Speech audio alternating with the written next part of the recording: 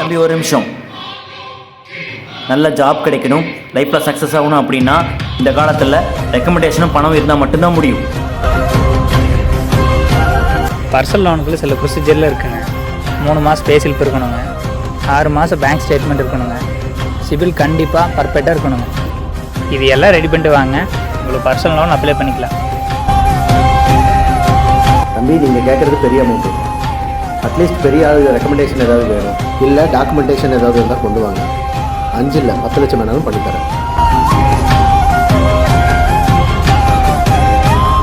Life long என் கூட travel பண்ணணும்னு சொன்னேன். ஆனால் நீ ட்ராவல் பண்ணவே சொந்தமாக உங்ககிட்ட வண்டி இல்லை. இந்த நிலைமையில் என்ன வச்சு எப்படி ட்ராவல் பண்ணுவ?